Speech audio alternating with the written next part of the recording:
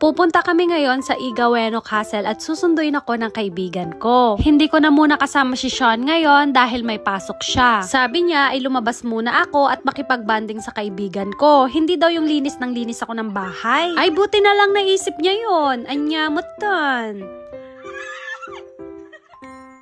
So, ganyan nga kami kaingay pag nagkikita kaya kami napagagalitan. Ay, Diyos ko, akala mo nakawala sa mga hawla. Anyamutan.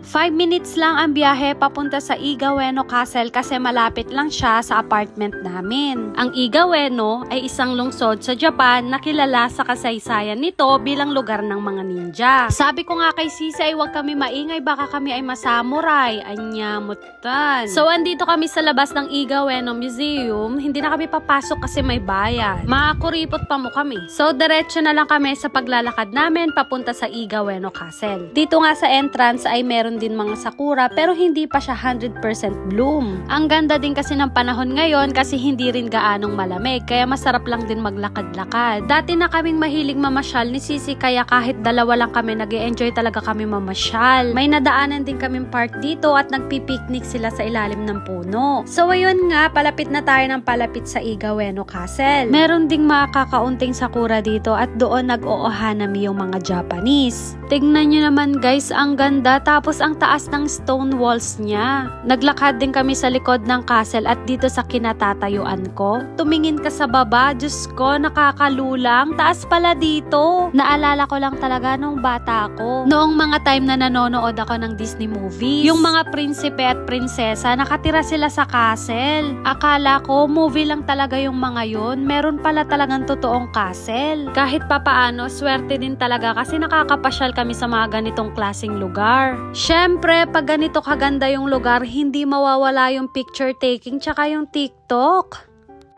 2, 3, more. 1, 2, 3. Point pa. Kay Superman. Agaw. Try natin yan.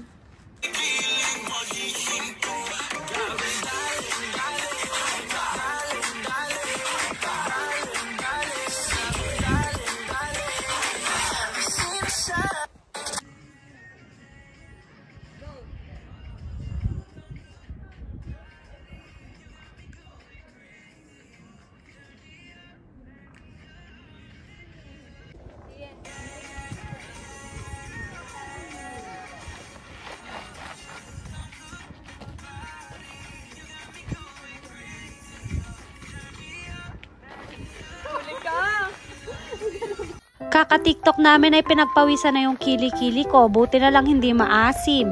Hindi na din kami nakapasok sa loob ng castle kasi wala kaming ticket. Medyo pricey din yon kaya hanggang dito na lang kami sa hagdanan. Okay lang naman din kasi maganda naman yung ambience dito sa labas. At least kahit papaano nakapunta kami dito at nag-enjoy kami. Yung sakura pala dito malapit sa castle is puti, yung color niya. Last year yung nagsakura kami kasama ko si Sean at yung ibang kaibigan ko, doon medyo mabababa yung sakura. Dito, mataas yung sakura. Sa mga oras na to ay tapos na kami namasyal dito sa Iga Ueno Castle at pauwi na din kami. So habang naglalakad nga kami pauwi ay nakita namin may mga kasama silang aso. Ang cute nga talaga tapos nagpi-picture taking sila kasama yung mga amo nila. Simula nang na-hired kami para magtrabaho dito sa Japan bilang isang trainee ay kasama ko na talaga itong si Sisi.